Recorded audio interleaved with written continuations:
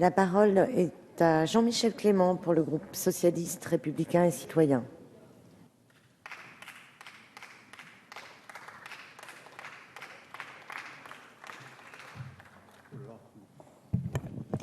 Madame la présidente, monsieur le ministre, monsieur le rapporteur, mesdames, messieurs les rapporteurs pour avis, mes chers collègues, le texte que nous examinons aujourd'hui s'inscrit dans un contexte particulier qui voit affluer un nombre toujours plus important d'immigrés en provenance des pays d'Afrique, pays en guerre ou pays en crise.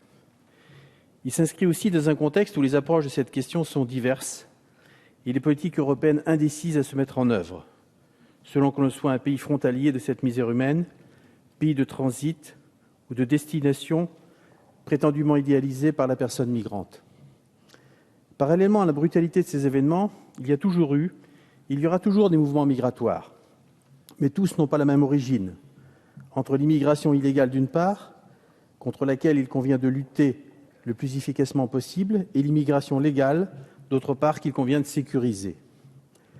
Nos réflexions, à l'instant d'aborder l'examen de ce texte, doivent être empreintes de la plus grande sérénité et fondées sur des bases les plus objectives possibles, afin de rompre avec une logique inacceptable de stigmatisation de l'étranger, trop souvent entendue. Cette stigmatisation est contraire aux valeurs universelles constitutives des droits de l'homme qui sont les nôtres. Il conviendra d'en poser les principes, mais aussi d'en définir avec la plus grande précision les conditions de leur application, parce que nous assistons encore trop souvent à des décisions de l'administration où l'arbitraire donne l'impression d'être la règle, et quand l'État est trop souvent condamné, c'est bien qu'il y avait nécessité de légiférer.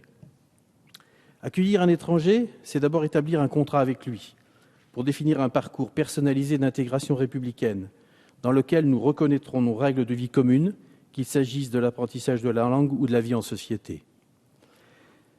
Accueillir un étranger, c'est inscrire cette démarche dans une durée.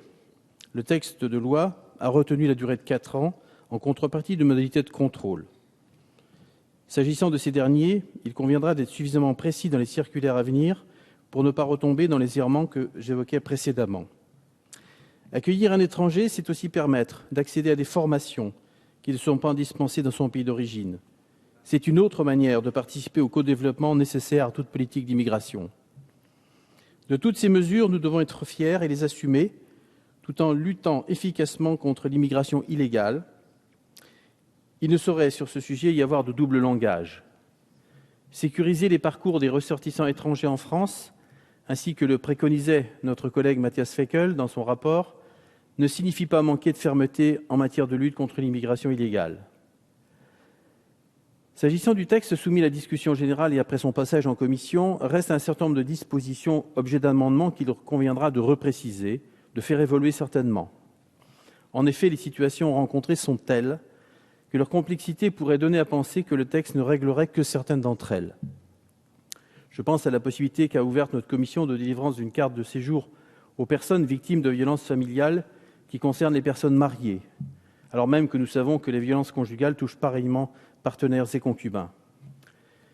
De la même manière, la régularisation de plein droit pour les personnes ayant passé de nombreuses années dans notre pays, 2 ans ou plus, n'est également pas suffisamment prise en compte, selon moi, dans le projet de loi. Et je voudrais ici rapporter 2 situations qu'il m'a été donné de connaître pour souhaiter qu'elles ne se reproduisent plus. Je pense à ce citoyen américain qui avait vécu plus de 10 ans en France, qui avait transféré tous ses avoirs, investi dans la sauvegarde de notre patrimoine bâti et participé à la création artistique au Festival d'Avignon, par exemple, à qui on a demandé de repartir 6 mois aux USA pour mieux revenir en France pour régulariser sa situation.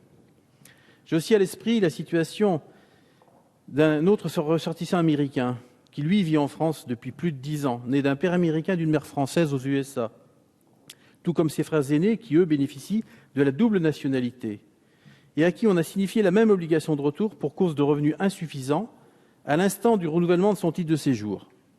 Ce titre de séjour qu'il a dû renouveler pour un motif historique qui retrouve aujourd'hui toute son actualité, puisque, suite à l'incident de Cuba de la baie des Cochons en 1961, le gouvernement américain avait pris des mesures de rétorsion qui ont fait que ce citoyen s'est retrouvé être américain.